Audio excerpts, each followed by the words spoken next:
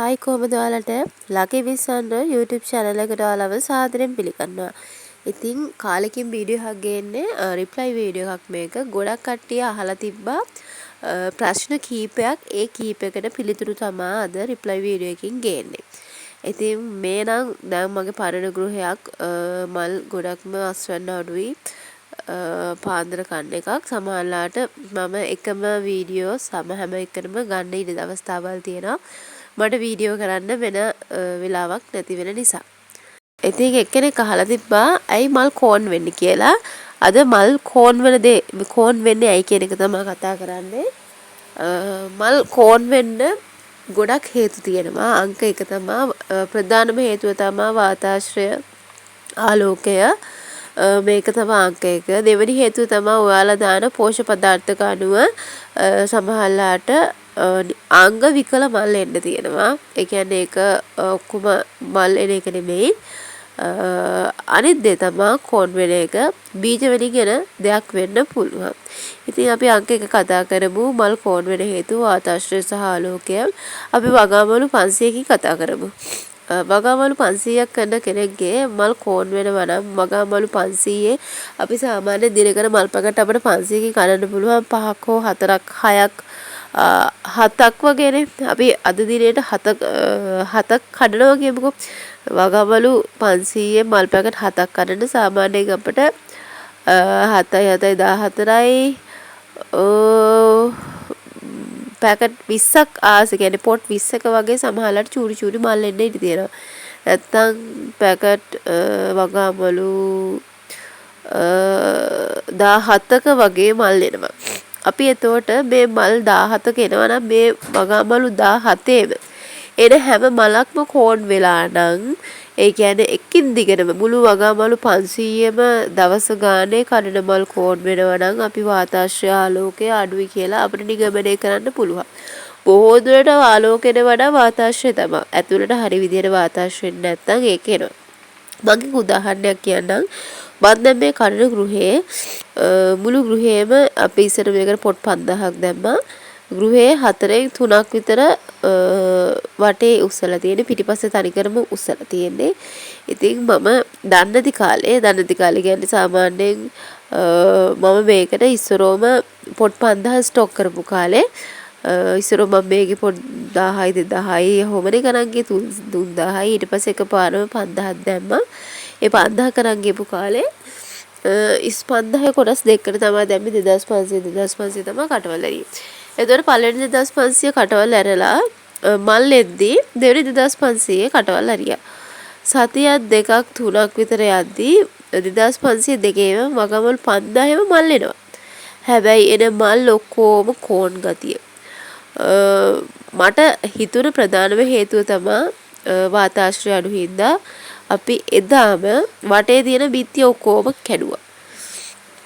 ඒ බිත්ති හැබැයි මෙහෙම දෙයක් තියෙනවා. ඔයිට කලිනුත් මම ওই 5000 දැම්මා. හැබැයි කිසි ගැටලුවක් වුණේ නැහැ. 5000ම මල් ආවා. වාතාශ්‍රය කෝන් වෙලා තිබ්බේ නැහැ. මුකුත් වෙලා තිබ්බේ නැහැ. දෙවෙනි පාර 5000 දාත් තමයි ওই ප්‍රශ්නේ ආවේ. මට ඒක හිතුනේ වාතාශ්‍රය මදිපාඩුවක් නිසා තමයි කියලා. ওই පේන පැත්තේ බිත්තිය ඔක්කොම ওই ගානට කැඩුවා. ඊට පස්සේ දෙවෙනි දවසේ තුන්වෙනි දවසේ වගේ ඉඳන් නැවත අර සාමාන්‍ය විදිහටම මල් වල කෝන් වෙන්නේ නැතුව සාමාන්‍ය විදිහම ආවා.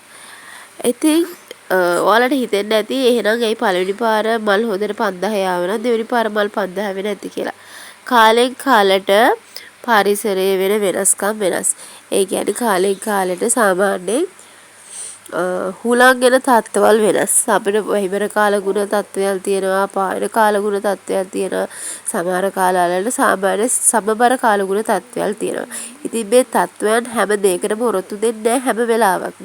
එකම දේ කියන්නේ කාලෙන් කාලට කාලගුණය වෙනස් වෙද්දී අපි ඒ කාලගුණයට හුරු වෙන්න අපේ වගාගෘහය හදාගන්න ඕනේ. ඉතින් දෙවෙනි පාර උන වැඩේ තමයි කාලගුණයේ අධික රස්නේ කාලයක් ආවේ.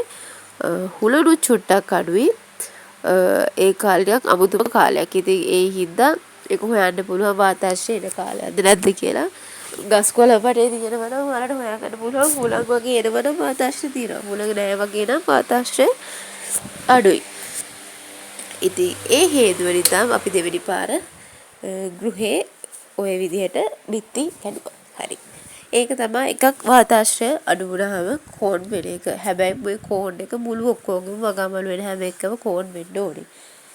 දෙවෙනි කාරණාව තමයි ආය කෝන් වෙනවා සාමාන්‍ය පෝෂක පදාර්ථක වැඩි වුණාම. හැබැයි මේක මෙහෙමයි. හොඳටම කෝන් වෙන්නේ නැහැ. එන පළවෙනි මල නැත්තම් මේ වගේ හොඳ පුෂ්ටිමත් මල් වෙන්නේ එන මල දෙක තඩි නිකන් පැලැප්පක් වගේ ඉන්නේ. ඔයාලට හිතා ගන්න පුළුවන් පොළොනේන පැලපි තාලෙට මල් දෙකක් හෝ තුනක්. ඔය එන මල් දෙකක් හෝ තුනක් පැලපි තුනක් වගේ එනවා. නැත්නම් එක පැලැප්පක් වගේ එනවා. එහෙම වෙන අවස්ථාවලු තියෙනවා. හැබැයි මුළු පොට් ඔක්කොගෙම පොට් 500ක් දැම්මොත් පොට් 500 පළවෙනි පාර කොයිම පාරක හෝ කඩන ඕක වැඩිපුර වෙන්නේ පළවෙනි අස්වැන්න ගද්දි විතරයි. පොට් පැලැප්ප වගේ වෙන්නේ. ඒ වගේ වෙද්දී ඕක ටිකක් වෙනස් වෙනවා. එහෙම කෝන් වෙන ඒවා අපි කියන්නේ සාමාන්‍යයෙන් ඉස්සරෝම එන වගාමළු වල ඉස්සරෝම එන මල් වල කෝන් ගතියක් එන්නේ හරියට ඇනුන් නැති වුනහම වගාමළු ඒ කියන්නේ මිශ්‍රණය හරියට පෝෂක පදාර්ථ හරි විදිහට හැදිලා නැති වුනහම වගේ තැන් වල ওই විදිහට එනවා. ඒ 100%ක්ම පොට් 500ක් දැමුවොත් මුළු පොට් 500 මේ විදිහට අර පැලැප්ප වගේ වෙන්නේ නැහැ. ඕන අපි කියමු පොට් 500 ඉස්සරෝම එන මල් වල පැලපි වගේ පොට් 3ක 4ක එනවා නැත්නම් 5ක 6ක එනවා. ඒ බාගෙට ඇනිලා හෝ ඒ වගේ පොඩි අසත්මිකතාවල් ඒකේ හින්දා ඒක ගැටලුවක් කරගන්න ඕනේ. පළවෙනිට කතා කරපු වාතාශ්‍රය අඩු වෙනවා කියන එකේ මුළු වගාමළු ඔක්කොගෙම එන හැම එකක්ම කෝන් වගේ ගතියට තියනවා නම් ඒ වාතාශ්‍රය අඩු වීම. තුන්වෙනි එක බීජ වලින් එන එක. බීජ වලින් එන එක සාමාන්‍යයෙන් අපිට හිතා ගන්න බෑ. එහෙම එනවා අඩුයි සාමාන්‍යයෙන්. ඒත් කෝන් වගේ එනවා කියන්නේ නිකන් කර්ලි ගතියක් එනවා. පැලපි වගේ නෙමෙයි. මල හැදෙනවා ලොකු වෙන්නේ නැහැ. මල නිකන් දෙකේ කාසිය වගේම කෝන් වෙලා යනවා. ඒක අනිත් කෝන් වීම. ඉතින් මේ මොන ගැටලුව වුණත් පළවෙනි ගැටලුව තමයි පළවෙනියට එන වාතාශ්‍රය අඩු වීම තමයි හොඳටම හොයාගන්න ඕනේ. මේ තුනේ සංසන්දන තුනක්. ඉතින් මුළු ඔක්කොගෙම පොට් කෝන් වෙනවා නම් ඔන්න වාතාශ්‍රය අඩු වෙනවා කියලා ඔයාලට වාතාශ්‍රය එන විදිහට පොට් හදාගන්න පුළුවන්. කියන්නේ ගෘහය හදාගන්න පුළුවන්.